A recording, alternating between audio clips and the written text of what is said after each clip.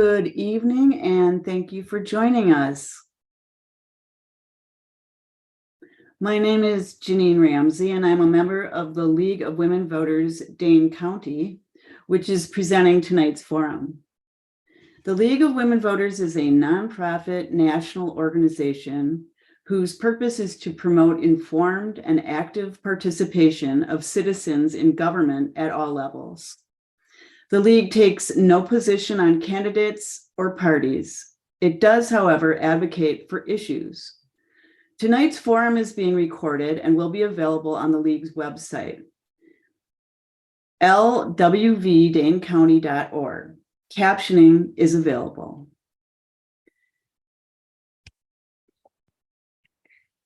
Dane County is projected to grow by more than 200,000 people in the next 30 years, and housing is a major challenge.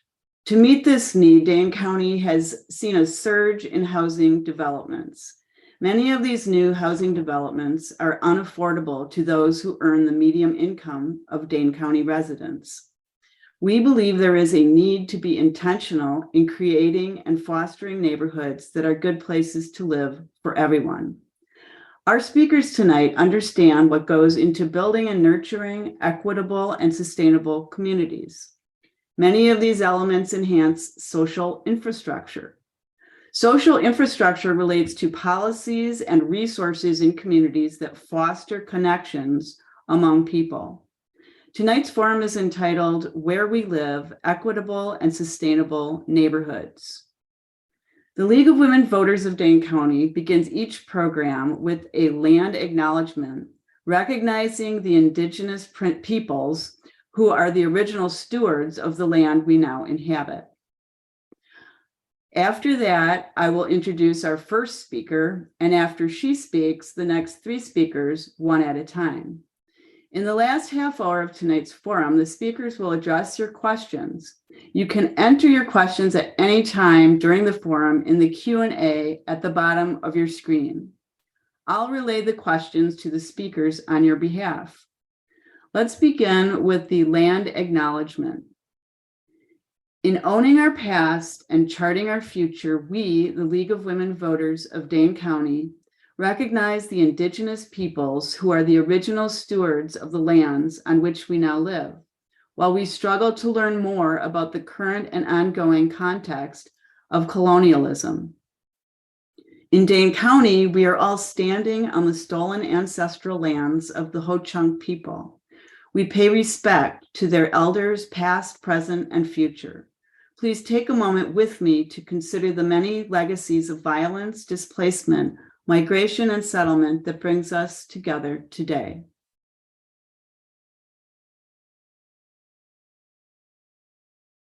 Thank you. We are honored to be joined tonight by four people who understand the elements that go into building and sustaining good neighborhoods. Our first speaker is Alexis London, the Executive Director of the Bayview Foundation.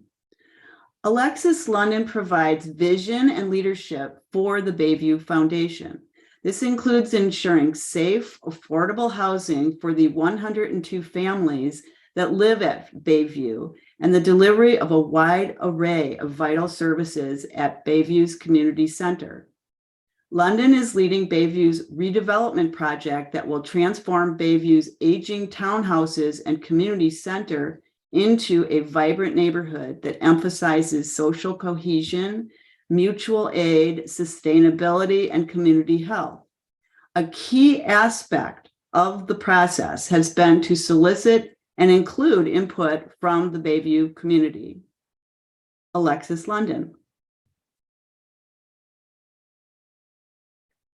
Hi, everybody. Thank you so much for having me here tonight. I'm so glad to be on this forum and to share more about Bayview and to be part of this conversation. I have some slides to share. I thought I would start with a slide just kind of informing everybody about where Bayview is. Probably a year ago, people really didn't know where we were because all of our buildings, which are these blue buildings that are at the tip of the historic triangle neighborhood at the corner of West Wash and Regent. They were built in 1971, and they're all kind of facing inward on each other. Now we have a beautiful new building that's a 48-unit 48-unit apartment building at the corner of Regent and West Wash. So we're becoming more known in the city. But I thought we'd start with like where we're located. So this is the historic triangle neighborhood. In addition to Bayview being on the triangle, there are also CDA properties, that's Community Development Authority. Those are public housing and Section 8 housing developments that are owned and operated by the city of Madison.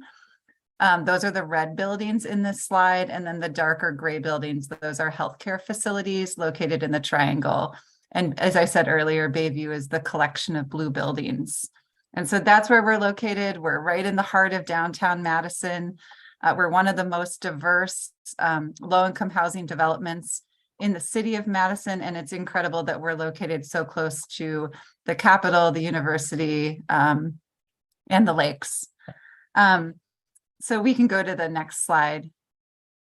Bayview's mission is threefold, and it's really important to understand that we're a single nonprofit organization that oversees our housing program, which is Section 8 housing. It's the housing is subsidized by HUD, and residents who qualify only pay 30% of their income on rent. And then that rent amount goes up and down based on their income and the certifications that we do. The second part of our mission is to provide social services at a neighborhood center that's located within the heart of the development. And then the third part is art and cultural programming that really brings everybody together and fosters community pride, social justice issues are things that we address, as well as just creating some cohesion within the community. Bayview is exceedingly diverse. That's something that we're really well known for. Our current population is 102 units, about 275 residents. About 120 of those residents are children under the age of 18, so very young, family-oriented community. And then in terms of the racial demographics and breakdown, we have about 60% Southeast Asian residents, primarily Hmong, about 20% Latinx, and about 20% African-American, African immigrant. At Bayview, there's a total of about 15 different languages that are spoken by the residents who live at Bayview, and the income levels are extremely low. So we're talking about $15,000 to $17,000 annual income is the average household income. So very people who really are in need of that subsidy from the federal government at 30%. So we really feel like that model of having the housing with the social services and the arts integrated is really what works at Bayview. It's a model that I think works across the country when you integrate the necessary responsive services that the community is looking for. So at Bayview, that looks like after-school programming for children. There's free food pantry. There's resource and referral. There's immigration support and services as people are processing their paperwork. There's senior meal programs. There's restorative justice initiatives for youth. There's young adult employment. So those are just some of the programs that we do at the community center, but all of those programs are in response to the needs that we're finding from the primary resident base, which is obviously the residents. You can go to the next slide. Thanks. Our current townhouses, which some of these have been demolished, were built in 1971, and this was pretty typical look for affordable project-based housing that was coming up in the late 60s and 70s. And so Bayview looks the same as a lot of these developments do. There's the brick and the stucco combination, no air conditioning. The units are really inaccessible. There's narrow galley style kitchens in 2-bedroom units. The 3-bedroom units have 2 bathrooms. The 2-bedroom units only have 1 bathroom, and that's on the 2nd floor. So anyone who wanted to age in place, that wasn't going to be a viable option for them to be able to do that at Bayview. And we also, as was mentioned earlier, we're hyper aware of the affordable housing issues in the city of Madison. And Bayview not only wanted to rehab our units to make them accessible and to make modern units for the residents who currently live here, but we wanted to provide additional housing for new residents to be able to take advantage of low-income housing in the heart of downtown Madison with access to services. And so that was something that spurred the redevelopment. The next slide is an image of our current community center, which provides the services that I was talking about earlier. It was built in 1985. There are only 2 classrooms in this center, and really, like, Bayview is unable to do the array of programs simultaneously that are needed in the neighborhood. And the center is fully active right now. At the center, every single space is being utilized by youth programs. And so therefore we're not able to do senior programs in the evening, and those are really needed in the community. So there was also a need for additional services and additional space for those services. So these are just some of the ideas: the need for accessible housing, the need for modern units, the need for affordable housing in Madison. Those are some of the reasons why the board decided to do the redevelopment and to initiate the planning process, which we started in 2018. So you can go to the next slide, please. Thank you. So our planning effort, go to the one that you just, sorry. So this is the old Bayview on the left of your screen. You see those horseshoe shaped buildings that kind of fold in on themselves, like I was saying earlier, with the community center right in the middle. Bayview owns this entire triangle, tip of the triangle. It's about 6.4 acres. Typically with redevelopment planning, what you see happen is a developer comes in and it says, okay, I've got 6.4 acres. This is my budget. This is what I think, this is the zoning laws and codes. And this is how dense I can go. This is how many stories I can go. And then they start to plot out the buildings based on schedule, budget, potential income and profit, and code. And so we decided to go about it very, very differently. We decided, we knew we wanted to do a redevelopment. We knew we needed to use the tax code as the instrument, since that's the only way that affordable housing can really be built these days, since HUD isn't supporting it. The construction, they're supporting the operations.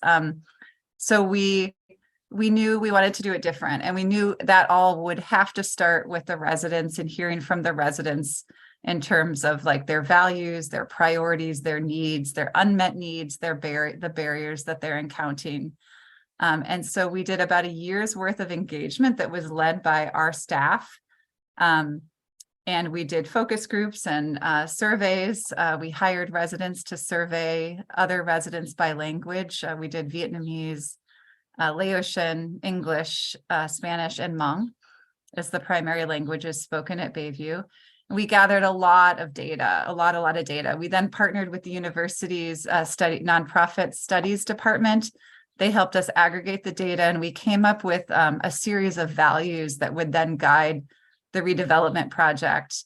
And those values had to do with feeling safe, feeling connected, having access to green space, having opportunities to go to the community center and access the services that were in the center, and having those expand, as well as kind of being more accessible to the rest of the community. So those are just some of the things that guided the work, and then the redevelopment site plan. So it took us about 1.5 to 2 years to get from the planning to this slide on the right, which is the slide of the new Bayview.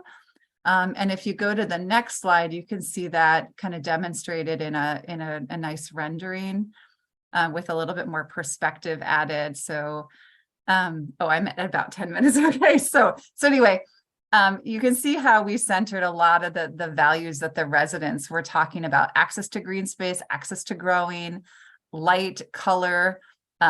We prioritized townhouses over tall buildings because residents really wanted that sense of ownership and pride over their own home.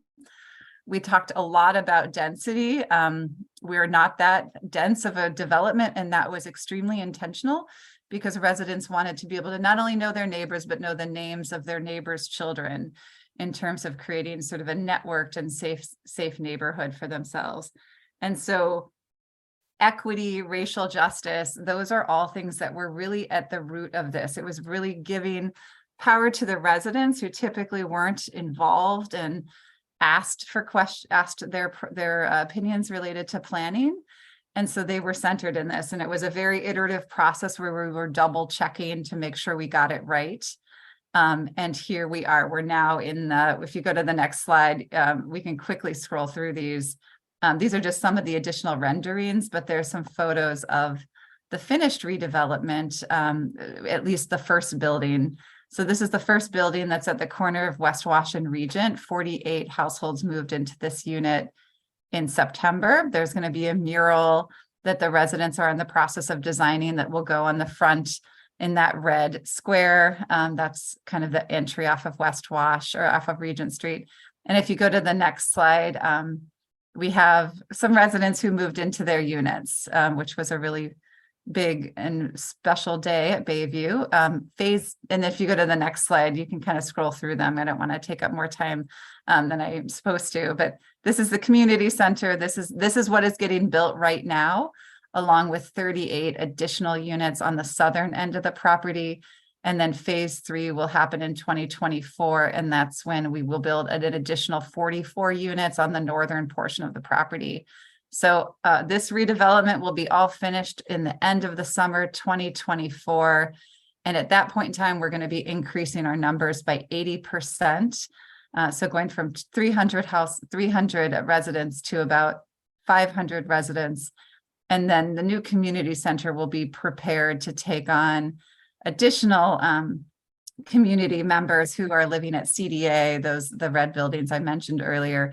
They're planning to redevelop all of their buildings over the next 10 years, going from about 400 units to about 1,200 units. So the Triangle neighborhood is going to be changing dramatically over the next 10 years. And we wanted to position the community center to be able to really provide the services necessary for this community to stay connected and to get the services that they need. And I just can't emphasize that enough, the how essential that the service model is within neighborhood stabilization and doing neighborhood organizing. And so I don't want to take up more time, so I kind of rushed through the end there, but thanks for listening. Thank you so much, Alexis London. That was fascinating. Our next speaker is Robert Pierce, Executive Director of Neighborhood Food Solutions in Madison. Robert Pierce has been growing and selling organic produce since the mid-1980s. He's a leading advocate for organic, sustainable, and locally grown food and has managed the South Madison Farmers Market since 2001. In 2008, Pierce launched the Program for Entrepreneurial Agricultural Training, which works with low-income and at-risk youth. And in 2015, he established the Farming After Incarceration Release Initiative, which gives formerly incarcerated individuals a chance to participate in urban agriculture. Both programs, managed by Pierce under the umbrella of a nonprofit group called Neighborhood Food Solutions, are focused on educating community members about the economic, social, health, and environmental impacts of food. He is also the visionary behind BT Farms and Agrihood being developed on Madison's East Side. Robert Pierce. It's doing tonight. Let's start with getting into farming was kind of a personal thing for me. I had served in Vietnam, and that's where I got back out from the service. I became allergic to a lot of different chemicals and stuff that were in food, and so couldn't understand what was going on. And doctors said that I had to be very careful about what I eat, and it was pretty serious of having different types of allergies and things that were happening. So I decided at that point, I was at Madison Business College, and decided at that point that I wanted to become an organic farmer. And they looked at me and they said, "You're going to do what?" And I said, "An organic farmer." And they go, "Well, what's that?" I said, "I'm going to grow food without poison." And they said, "Well, you know, being a farmer is not a very, you're not going to make very much money doing that." And I said, "Well, this is a business college, and you told me that money was the only motivator that made people do what they do." And so I said, maybe I'll be one of those people who just be happy doing what I'm doing. And he said, "Well, go live your dream, Robert." So, well, I didn't get rich, but I'm still happy and I'm doing what I want to do. So, as I got into this endeavor, I was down at the square for a while, and that was quite drooling. I did it, but it wasn't really where I wanted to be. I wanted to actually deal with, people on a more personal level. So I started building my own little stands around around Madison. And all of a sudden it was like my grandmother, I grew up in South Madison, and my grandmother's peers were like, when I was a kid, I was always in their gardens. I was the young guy that would go and clean out their gardens or pick their vegetables or weed and stuff. My grandmother shifted me to go do all of that. And so I was quite accustomed and to everyone's that was growing stuff. I knew what they were growing, what they liked. So I was always busy doing that. So when I got back out of the service, I looked at these people's health, and their health was all changing because of the fact that South Madison had the first McDonald's that was in Madison. It was on Park Street. And these, come on. Back then, 15 cents for a cheese, for 25 cents for a cheeseburger, 15 cents for a hamburger, and 10-cent fries. Come on, you can get full quick, and it was good. And so they weren't growing food anymore. They were just going to McDonald's, and their health was declining. And so when I got back and stuff and seen this, I decided that maybe that I needed to help out with some of this, or see if I could get them back into growing food and stuff. And at that point,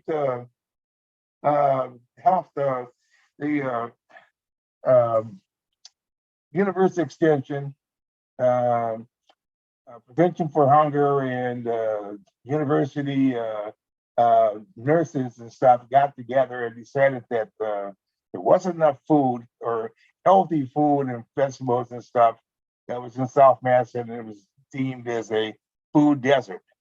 And so they put together a market, and the first year they had one or two vendors, and the person who was the market manager asked me if I would join their market. And so, quite naturally growing up on the south side and stuff. So yeah, I decided I would do that. I was coming out the square and going to everyone's houses and stuff and selling the vegetables and bringing them straight to their homes. So it's quite nice to have a space that they can come to me now.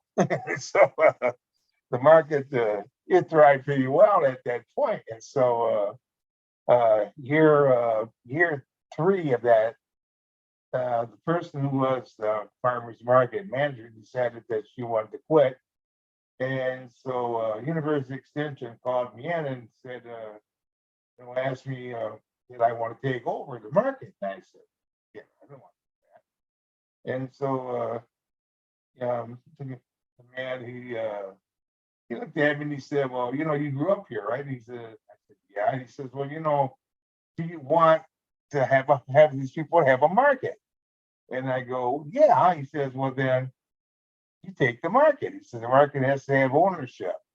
The community didn't take it, and she didn't want it. So here, it's yours now. And so he thrusted this farmer's market upon me, and I've been there ever since. And basically what I've been doing is taking care of my community. I grow the food, that indigenous food that they like, and can get or it's when they do get it, it's at a very high price. I've been an advocate that you shouldn't have to be rich to be able to eat good. The word organic has boomed a lot of people into boosting or the boosting of the price of food, and the certifications and stuff are pretty rigid. So you have to raise the prices to be able to compensate for some of that. Well, I've been doing this practice work a long time, so it's like, I just don't understand that. And I just would rather see people eat good. And that's basically what it is. If you're getting good food, then you're getting the nutrients, you're getting all the good things that good food brings to you. Even your thought pattern even changes, So, there's people that that won't eat certain things until they get it from me. And it makes you feel pretty good that they've done that. And so, in the course of doing that, I used to get kids from Briar Patch that were, that were being naughty. And so their parents and Briar Patch would bring them to me and say, Robert, work them. And these kids would come out and they would put their hands in that soil. And I called it groundation, because once they put their hands in that soil and they started to, to see that there was growth in this, they could plant a seed and it come up and it was life. It just transformed these kids completely different. And so at that point, they would always ask if they could come back. So it really wasn't punishment. They thought their parents and stuff thought it was all punishment, but they kept asking to come back. And so I started paying these kids out of my pocket for a while. And then the Obama administration came in. We were given a grant for $200,000 and worked with another organization that we decided that we would get these kids into an organization where they would be able to learn about farming or agriculture. And we named it PEAT, P-E-A-T, Program for Entrepreneurial and Agricultural Training. And we took on 10 kids from 2007 into prior, to present day. We usually take 10 kids from all over the cities. Some of them come out of Sun Prairie, McFarland, and these are usually kids that are at risk. And they go through the program, and most of these kids, once they've gone through this program, I've been amazed at the things that they have achieved. They have good work ethics, and they have jobs that they've held and hold on to jobs. They built businesses, they have of their own and stuff. So they've, it has been, things or some of the stuff that they've learned from this is put them on their course of life that's helped them out. And it's been good to do that. And then at that point, I seen that there was another problem that we need to address. And that was this thing with people coming in and out of prisons. And it was like a revolving door, and they were just recycling these people in and out of prisons. And there had to be some way to address that. And so I've always been an advocate that good food, it could change your perception of how you think and things that you do. And so I started a group called, we called it, well, we'll get to that. But we started working with people and that were in and out of the system. And we decided that we had to give them some type of incentive to take that word felon out of the game and call it returning citizens. Because at one point in time, if a person did something wrong, they were given time in jail or prison. But when they got out, they were forgiven for their time. There's what they did, and they were brought back into society. And these laws and stuff that we have now have changed, and people can't do that. I mean, they just don't get a chance to redeem themselves and stuff. So, we started an organization called FAIR, Firing After Incarceration and Release. And we take on another 5 to 10 people. And we had a grant for that, and now it's that's over with. So these people that I'm taking on now, I've got 4 in that program, and I'm paying for that out of my own pocket because we didn't get a grant this past year to be able to supply that, to help them out. And when we do, we teach them how to try to be self-sufficient by growing food, selling that food at my farmer's market, to create a small business of their own in agriculture. And we've been doing that for 7 years, so for 5 years, 6 years now. And it works. I have people that, the people that I have now have been doing this for the last 2 years, that they come back every year. And I give them more land to work with. They haven't got land of their own. And so I lease them land so that they're able to take care of themselves and run a small business of their own. And that's basically my social justice of trying to help people to get back on their feet.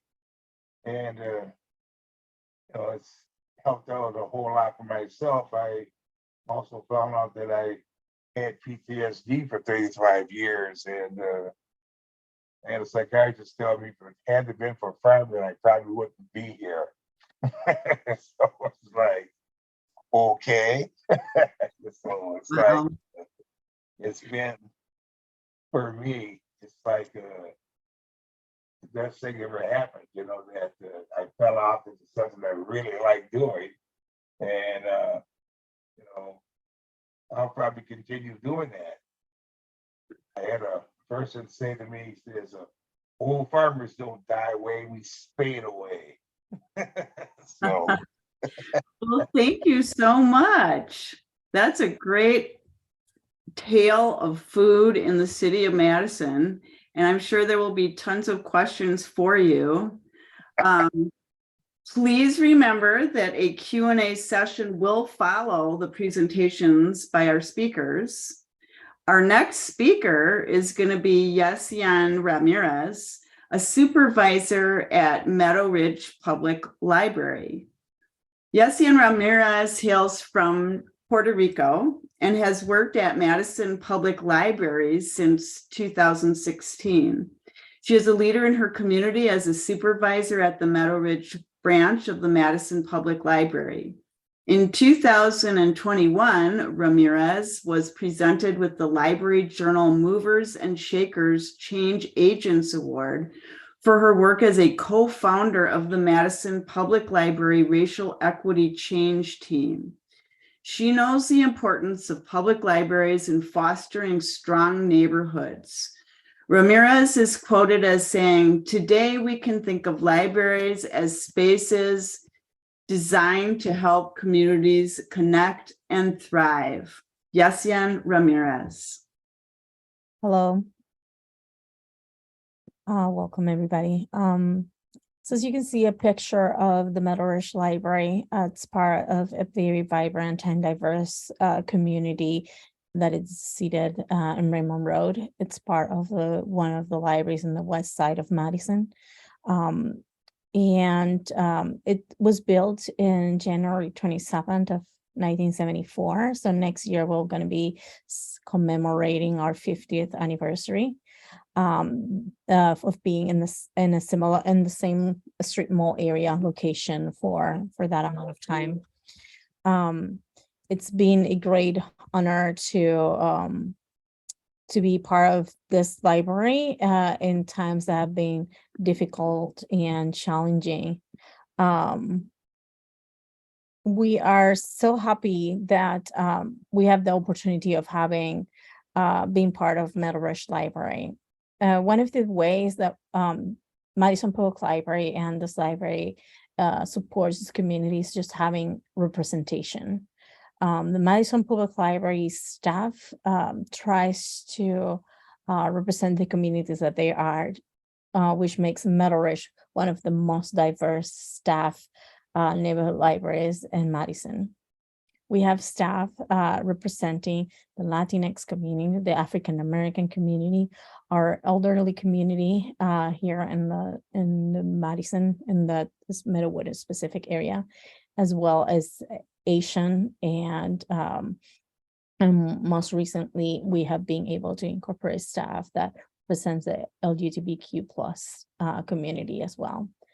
So we've been very fortunate that we kind of like represent our community that way.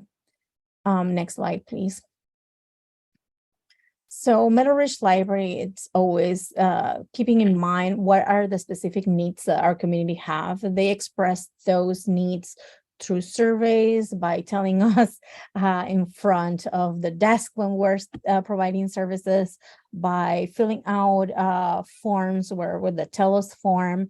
They are also providing us opportunities to know what those needs are, but in many different ways, emailing, phone calls. So we're in constant communication with our community.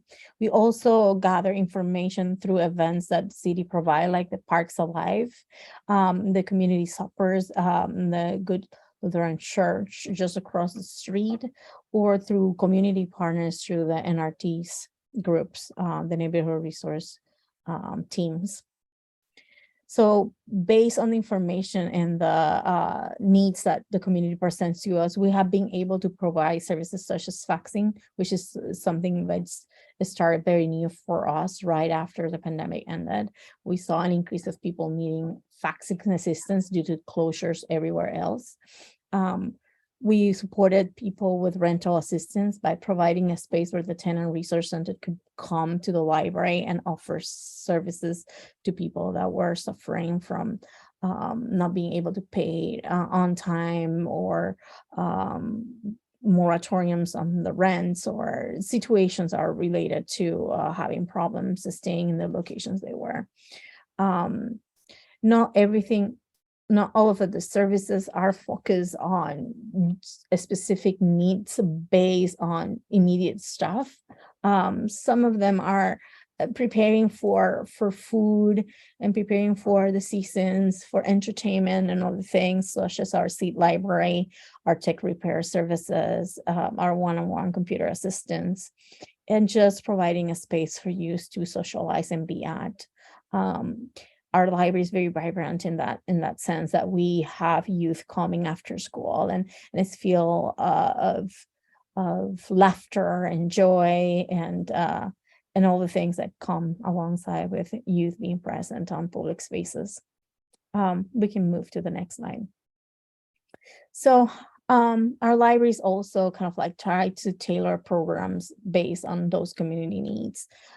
With the main things that our library also provides, which is the component of literacy is very important for libraries, and having access to information. So we have for adults book clubs, we also participate on the big reads. There had been an increase of refugees and migrant families in our community.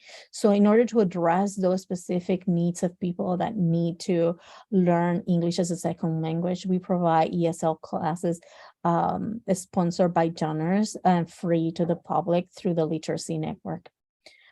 We partner with different people, and through those partnerships, we provide for seniors senior meals and a senior bingo. Next slide, please.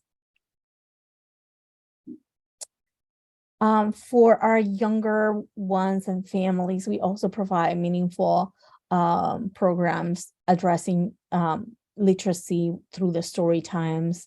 We're going to have a series of programs in the summer called Growing Voices music classes to expose families on how to incorporate music therapy for healing at home. We always keep in mind the mental health of our community, and we have noticed that the Read to a Dog program is quite popular for families and young people that need that outlet of reading to a dog and a therapy dog, and being around things that are calming and comforting. So that is one of the most popular programs that we have, and it comes every summer. Part of the way that we communicate with our youth and through our partners is we had a staff person from the senior center, from the Meadowwood Neighborhood Center, which is part of MSER. They had a need for a Dungeons and Dragon club. which is a quite unique, entertaining way of creating stories and fantasy through game. And that need of them became a library program, which is quite successful, and it happens on Mondays. In order to address some of the needs of food insecurity in youth, we partner with different churches around our area to have a sack lunches program. And this is just providing snacks to youth that are donated through the different churches are around our area, just so they have something to eat after school. Our youth comes to the library because they can't go home right away, and they are hungry most of the time. So we provide the sack lunches are peanut butter and jelly, turkey sandwiches or ham sandwiches, and other snacks, considering that since our community is so diverse and we understand there's people with different kinds of allergies or food restrictions, the menu is quite varied. So there's an options for somebody to eat at all times. Part of those concerns of food also develop other programs are entertaining for youth, such as the Get Down Party, where they have the opportunity of literacy, but also a warm meal to eat every Friday among peers and socializing. They also have the Anime Club, where they can socialize, and every 2 weeks we have some food component in that program. It's quite popular. So some of those programs feel like 30 kids at a time. It is quite impressive to see. Right now, we're having a filmmaking program with the Bubbler, and a program Express Yourself just recently ended and will come back again in the fall. We do have seasonal programs, so some of those happened, but both of the last two are very art focused. So there are cultural and art opportunities for youth to learn that way. Our families also have opportunity to engage into programming together, such through the knitting group, which is run by volunteers, and the chess club. Next slide, please. So some of the upcoming things that we're looking forward this summer, in order to kind of like have more conversations with our community, is just doing outreach at the Meadowwood Park, which is just like 5-minute walk from where the library is, and it provides an opportunity for us to be where the people are at. And those will be the events on the Parks Alive during the summer. Those happen on 4 Saturdays throughout the summer between June and August. They will be on the Wednesdays at the end of June, 2 in July, and 1 in August. We also collaborate with the Play and Learn, and that also happens at the park. Our library staff go with this MSER program to provide early literacy and physical events and activities. We had a Live Well series that was very popular. We're tapping into that again, where we provide health experiences to people, such as share yoga, acupuncture, blood pressure measurements, and healthy food education, and other ways that you can tap again into being more active in your life and take ownership of your health. We also collaborate with the Meadowwood Health Partnership into supporting our community with health insecurities and providing access to better practitioner support that aligns with their particular needs. Cooking classes will be happening this summer as well. And right now we're collaborating with the Commonwealth Development for bringing tax assistance in 2024 to the Meadowridge Library. It's something that the community has been asking for, and we're finally be able to provide to them. Next slide, please.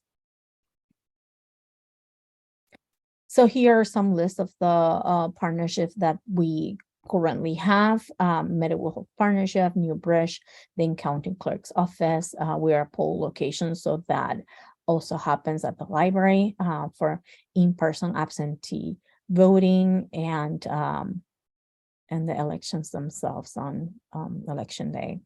Next slide.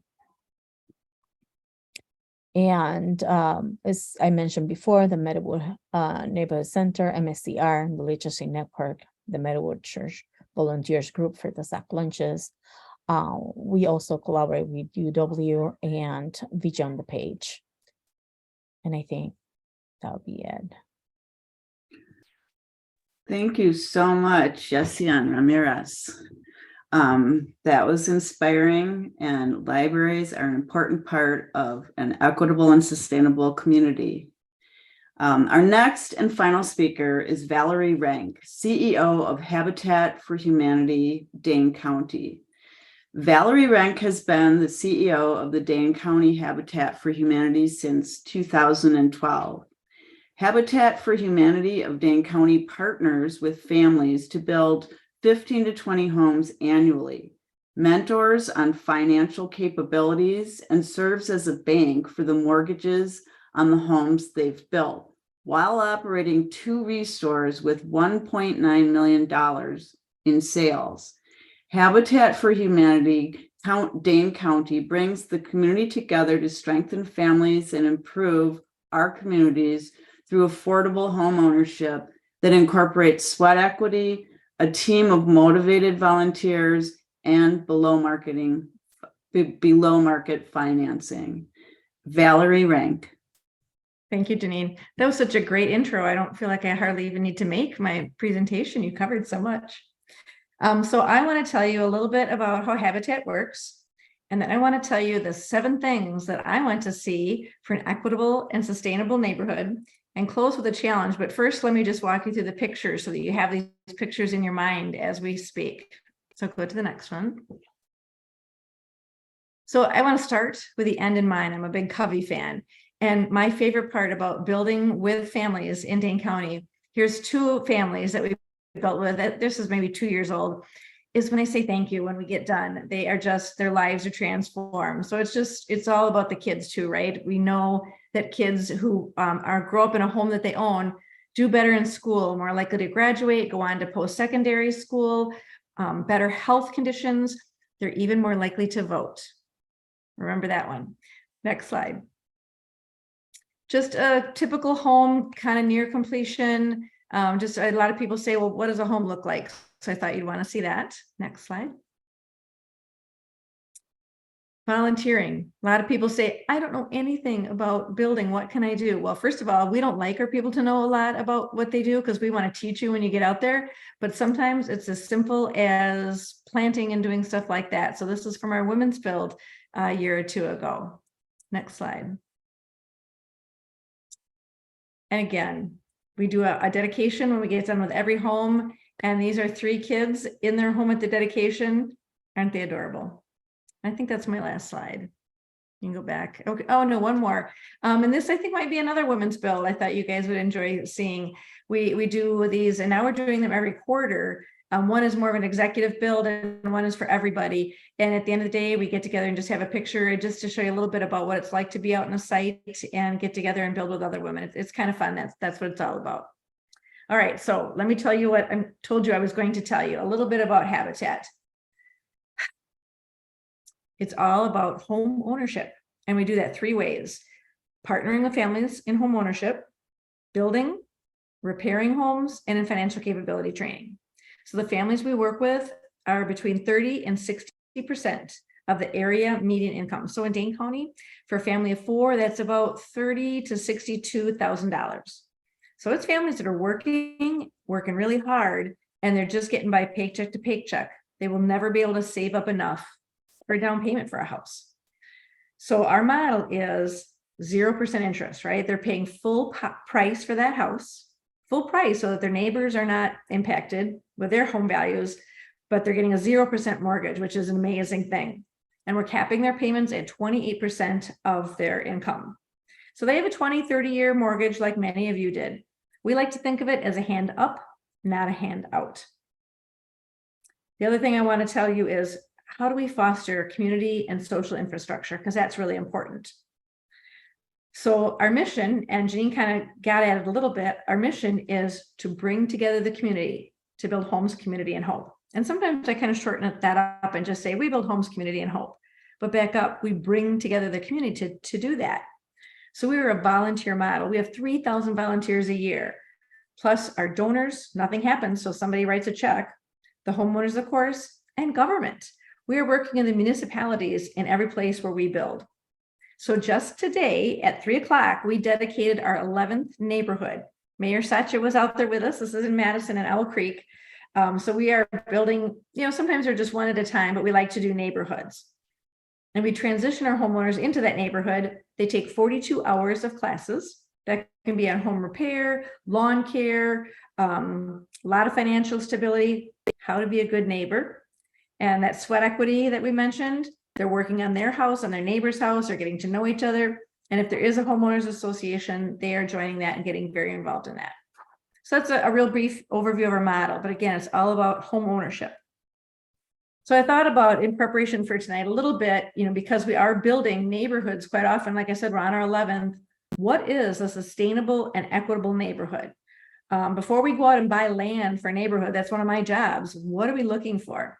7 things. 1, we'd ultimately like to end up with a full continuum of rental to home ownership, because that allows people to build stability and wealth through equity, lets them stay near their family as their age.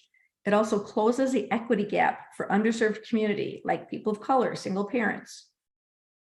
My definition includes mixed income. There's a lot of research that shows families and neighbors are more successful in mixed income neighborhoods. My definition includes a neighborhood filled with homes, including updated features that make them at least visitable, if not fully ADA. Universal design. We got to make sure that they have all the designs that will make them equitable. The definition for me includes neighborhoods with a formal communication and resolution tool, like engaged municipal alders, like the alder we had today at our dedication, a homeowners association, or even a neighborhood watch group. It's some formal way for the neighbors to come together. My definition includes homeowners or even landlords having financing available to them that serve everyone, because that increases the inventory. That's the big problem why we don't have enough available housing, is there's just not enough available units. And I can go on about that forever. We need to protect CRA. There's just so much more we could do with financing.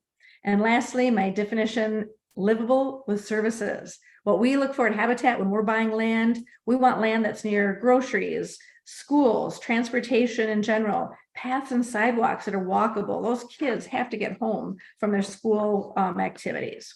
So those are the 7 things that I think are really important. And I said I would close with, what can everybody do? What can everybody do? I talked about financial capability training. Habitat's doing it. Urban League is doing it. Everybody seems to be getting involved more and more, that a lot of groups. Well, we're looking for mentors, and I bet you other groups are too. And there's no training. You don't even need to know how to balance your checkbook. It's all about accountability. We have classes where people train and they set goals. It's like smoking or losing weight. You just need an accountability buddy to say, how's that going? Are you getting that credit card paid down that was on your goal? How's it going? Are you doing your goals? We need people like that. And I bet you a lot of other people do too. So financial capability training. We need lower down payments. If you're on a bank board or you're involved in any way, encourage those groups to offer lower down payments. If you're in a homeowner association, be involved and encourage other people of all incomes to get involved. Municipal planning, lots of opportunities there. And you are the perfect group to do that. So I have lots of ideas on municipal planning. And lastly, volunteer. And I bet you guys are all doing that. So keep that up and encourage others to volunteer, because we all need everybody's help. I'll stop now. Thank you.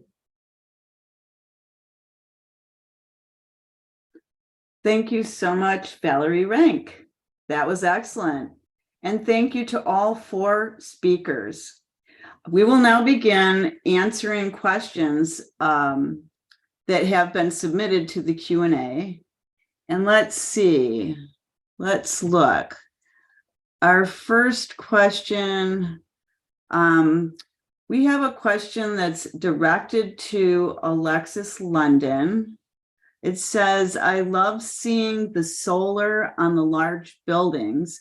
Is the foundation thinking about making the housing unit more affordable utility-wide by adding solar, using only electric appliances, including heat pumps, following best practices for energy efficiency?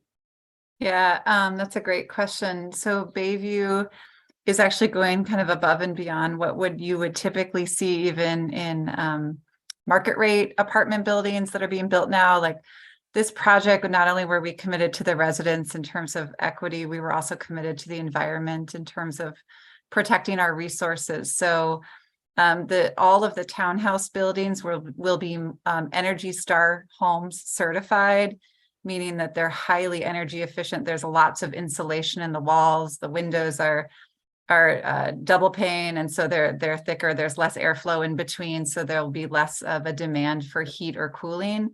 The apartment buildings are almost Energy Star certified. The only thing that prevented that was a kitchen exhaust fan. And we needed those higher exhaust fans because of the cooking that a lot of the residents do. Involves a lot of oil. But we do have a fresh air intake system that's in the apartment buildings that it's constantly running, so that we've already heard about better air quality and asthma reductions with the new units. And then the community center is going to be Passive House certified. This will be the first commercial building in Madison that's Passive House certified. That means it's like super duper insulation on all of the walls and the ceilings and the roof. And then there will be a heat pump system. Everything will be electric in the community center. It was prohibitively expensive to do all electric in the housing. We tried, but we had it in the plans, and then we had to take it out of the plans. We saw our construction costs go up by 35% during COVID. And so there were lots of difficult decisions that had to be made. We're still fundraising for the community center, just to be able to get the solar on the community center. It's in the plans. It's about $150,000. The infrastructure is there, but we're still writing grants and securing donations for the solar to go on the community center. The two apartment buildings will also be outfitted for solar, but we have to raise the money to get the panels. So the really good question. We're doing our part. Thank you. There is a question for Robert Pierce, but I was just going to ask Valerie Renk if she wanted to respond at all to any issues about energy efficiency in the habitat houses that they're building. Yeah, that's always a challenge, right? Again, construction costs have gone up like 28%. It's crazy. We did put solar panels on our office, and that was wonderful. So we've been trying to work harder at, in fact, I just sold that office and now we got a new office. So now we got to start over again. But we have been exploring doing solar just when we do a new neighborhood, doing a solar panel, not panels on the roof, but actually in like the field somewhere, and then putting that back on the grid. So that's been something we've been talking about when we do a large new neighborhood. In fact, with Middleton, we got even talking to the municipality about doing an eco neighborhood because taxes are a little higher in Middleton. So the idea was that if they gave us the land, then we could put that land into the solar. And then those homeowners, because they have higher taxes, they would have lower utilities. And then it would be, because we've got equities between, municipalities too. So we were looking pretty seriously at doing an eco village in Middleton, and then that didn't pan out. So I'm still looking for a municipality that wants to do an eco village with us, FYI, if somebody wants to help us with some land costs. Thank you. So Robert Pierce, several questions. One is a brief one. Where do you grow your food? And how is the land owned or leased? And then there's another question after that. Well, I lease land from Groundswell Conservatory. It's right off of Goodland Park Road and Highway MM, which is in Pittsburgh. 38 acres, 19 tillable. I also have leased land from the sewer district for the that we use that land on Moreland Road, and that's for the youth because it's easy for transportation. It's like on a bus line; they can get there on a bus, and And it's right in town. So most of my stuff is right in this area on South Madison. Okay, well, the next question for you, Robert, is have you experienced any hesitancy from people who were working, or other barriers in creating programs for formerly incarcerated individuals? And if so, how did you overcome any of that hesitancy? Well, when I first started at the land that we have at the Paisley Farm, the neighborhood was really concerned that they wanted to know if I had people that sexual things that had what they wanted to know what they were charged for. And it's like, okay, that's public record. If you really want to go through that, you can go through public records. But pretty much we just said people try to, they want to change, and give them a chance, give them a chance to change. And that's basically how I dealt with it. It's like, if you want to go and check on them, you can do that. But I'm looking for change, and that's what we're here about. We're trying to help people to change their lives and to become productive again. Thank you. Now we have a question for Yesianne. It says, how do people get to the library, including youth? This person says that their library in Middleton offers a lot of similarly great services like you offer, but it's a mile from the nearest school, and public transport isn't a great option. So can you speak to that? Yes, so location does have an impact. We are in the midst of the community. We are like walking distance from a middle school, and a bus stop is just right in front of the library. So if there's a convenience of our location that I don't want to dismiss, a lot also have to do with like integrating our marketing and publicity throughout the city itself, so people that not necessarily live exactly in our neighborhood but are part of our neighborhood do tend to find out about programs at the library that are nearby. So the accessibility with people that could potentially go to a Fishburne program and go to a Meadowridge program, because they are between those two lines, it gets blurry. So we do get those patrons coming to us somewhat frequently. We are in the Meadowwood neighborhood, but we also cover Allied. We also cover the Elber Park area, Theresa and Harmsley. So as I participate on those NRTs and communicate to those that live in the area, the voice gets spread out. So there is that convenience of being near those specific neighborhoods, and those neighborhoods being connected through the bus system here at the Madison Library. So there are some convenience that I have in that regard that may differ from some other places. Thank you for that. A question for Valerie Renk, and then we have a question kind of for the whole group. It says, are you doing infill work by rehabbing any existing homes? This person says they tire of flippers buying up houses as investments. We need those houses to go to lower income families. So we love to do new homes. We call them stick builds, because volunteers, it's easy to just do the same builds. But in Madison, there's no land hardly left in Madison. So in Madison, we really have to do rehabs. In fact, we have one right now there that we're finishing on, what's it called?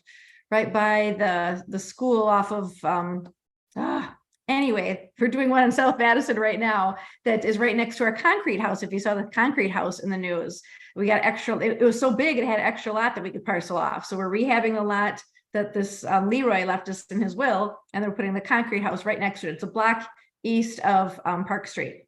So if you get off there, you can see it. So we do it in Madison because it's all there is for land, but it's not as efficient and we're not as good at it. But it is more environmentally sustainable. And in Madison, it's all there is. So we know that that is our future in Madison. Okay, thank you. Yesianne, some people want to know how you're doing the cooking classes. Where are they being held? Yes, so we have the benefit of having an industrial kitchen as part of our library. And that's where our partners have their programs sometimes, like the senior meals, for example. And we have that fantastic benefit of being able to have a beautiful kitchen to provide the cooking classes, that it's in part of our community room. So we can either have a cooking class with a beautiful screen where people can actually see it happening live, or just simply having a big event where food and people can gather together. So that's the answer for that. Thank you for that question. Thank you. Sounds like some good organic food from Mr. Pierce's garden could go over to the Meadowridge Library. So a question for everybody, and I guess you can just, whoever wants to answer this first can go ahead and just raise their hand or whatever. How can people make their voices heard about developments that are occurring in their community? How can people make their voices heard?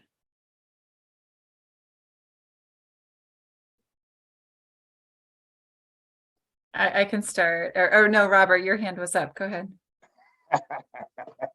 Well, I've always been an advocate that farmers markets are a platform for the community. And we offer, as long as they're not political and all that, we can let people have people come in and set up tables that they can be able to give information back to the community. And it's been working out quite well. We also help out with, for voting, making sure that people get registered for voting and all these different things. So I think farmers markets are a great place to advocate for getting people connected to the neighborhood. All right, Valerie. So I'm going to be controversial. I think the best way for people to engage is not when the neighborhood is coming, but back when your community is doing its long-range community plan, 5-year plan or whatever every community calls it. Because there is a real issue in that by the time that neighborhood is coming, usually the ship has sailed or the train's left the station, number one. But number two, the ideal way that most experts are recommending now is that if you do a really good plan and you want to be consistent and equitable, and if you want developers to be able to get something out quickly and cost effectively, so that they can keep the costs low for people of everybody, whether it's an expensive neighborhood or a modest means neighborhood. If you want to keep costs low, you got to get it out quickly. And by quickly, I mean a year or two. I'm building houses in Sun Prairie. I bought that land in 2014.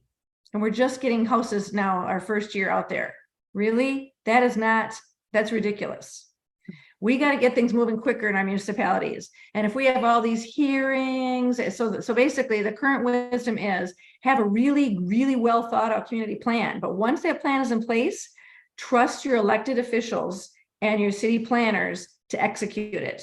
Don't let all the neighbors come in, because then some neighborhoods have more sway than others do, and that's not equitable. Yeah, and I was going to just say, I agree with everything everyone said on that question, but talking to your neighbors, just really talking to them and making sure you're talking to people whose voices aren't typically heard. So going out of your way to reach out to neighbors who typically might be disenfranchised and haven't had a voice in planning processes, to really understand their perspectives, because it's really about understanding where the diversity of the neighborhood is at, like all of the different voices. And then once you have about 3 people who kind of come together on a particular issue or feel similarly, that starts to gain some power and some traction at city meetings and with your alder. So usually there's power in the 3s. And I think there's a lot of neighborhood organizing that has to happen. Like, and that's sort of the backbone of a lot of this work, even with the planning process, because the people who show up at those planning meetings early on, 3 years, 4 years out, those are predominantly the same people who are part of neighborhood associations who have been historically, and they're setting the agenda. And so we need to do a lot more we need to do a lot more organizing with people who typically are not involved in city planning and neighborhood associations. We need to support them having a voice. So that's just going to take various forms, but it's essential to changing how neighborhoods are being developed and creating more diversity and affordable housing. Thank you for that. Yesianne? Yeah, I would say one way of doing that is just taking opportunities, like, for example, right now, the Madison Public Library is working on the West Side planning. So sharing that information, every time you see a call for communicating something, bring those thoughts into it, and let different organizations know where your head is at and what the heads of your communities are at. Because when you tap into different organizations that are looking for information, that information gets shared to higher ups in different kinds of ways. So whatever information Madison Public Library is collecting now about our communities in the west side of Madison, we're going to be sharing with those neighborhood resources, those officials, those alders that are part of in conversations with, and we kind of like help you streamline some of those conversations as a connector of the needs of the community, specifically to the organizations that it needs to go. So take advantage of every time you see is something like tell us or communicate with us or share your thoughts. Don't miss that moment to say this is something our community or I'm worried about. Is there a participatory planning in Madison? A viewer wants to ask. So I'm not familiar with exactly what that particular means, but I feel like there's, whenever they come out with these new things, they're always, doing community listening sessions. I know I got a really interesting video survey as a nonprofit from Madison recently about planning and transportation specifically that was really in depth, and they wanted to video record me. That was kind of freaky. So just in a general sense, my sense is that, I think they're very good about asking citizens and nonprofits, for input. But I will say different municipalities, I work with all of them in Dane County, and there are differences. And I don't want to go on record as saying which ones are easier to work with than others, but they're all different. Yeah, and Bayview did a participatory process in our planning for the redevelopment, and I would say it's rare to see that done. I think that most developments are done in Madison they check the box of resident engagement, but they don't actually do participatory resident engagement. It looks very different than what you see happening with a lot of different developments. You see a lot of surveys, you see a lot of meetings with pizza and childcare, but those are just meetings and often checking boxes. They're not necessarily truly participatory. That takes a lot more planning, a lot more resource, a lot more effort, and just a commitment to a different outcome. If we just keep doing things the same way we've been doing them, everything's going to look the same. And if we're really wanting to create stable and equitable neighborhoods, we've got to change. That's not what we have right now across the Madison area. We've got really segregated neighborhoods, and we need to work on changing how we go about the planning of those neighborhoods, so it is truly more participatory and centering the voices of people of color in the process. And what can we do to make that happen, Alexis London? I think speaking up about like who was involved in the planning process, whose voices were heard, who's advantaged by a policy or a practice, always asking like who's being advantaged, who might be being harmed. I think understanding where systemic racism plays a part in policies and in different systems like construction or banking or financing or politics. Like, I think just being aware and very critical in your thinking about those things. I think all of us have that obligation to do that work personally, and then having conversations with each other is a great place to start. But just keeping those questions top of mind, I think is where I start in the work we do at Bayview. Along those lines, it seems like we see the shovels going in and then we say, hey, wait a minute, we would like to have some input. As Valerie Renk had pointed out earlier, it's a little late. How can we be ahead of the game? How can we get ahead? So I think some of that goes back to your elected officials, right? Making sure that you are electing alders who have some of those thoughts in mind when they are looking at those things, because they're the first ones to see a lot of that. And the other thing is the city planners. Some of those city planners are making some of those smaller decisions too. So the elected folks will have some say on that, but that, again, they're hired way back. So it's very long-term thinking needs to go into that. Thank you. There's a question for Yesianne Ramírez. It says, have you noticed any tension from older residents of the Meadowridge neighborhood about the growing diversity of the Meadowridge neighborhood? And if so, how do you manage those tensions? There are always tensions, but we cannot say that there are no racial biases and prejudice in our community. It does exist. Our challenges were the mapping of a community is starting to change, and it does filters a little bit on terms of people complaining about different things that have to do with other things that are not race, but you can see some of that filter in terms of the language that they're using. So they're not very direct, but you can notice the tensions. And one of the things that we do, we provide an opportunity for everybody to speak their voice. And we handle very delicately explaining to that resistance of change why this change is important for the community, and how that positive change it can come from diversifying our communities and the enriching opportunities that brings with the cultural changes. It is hard.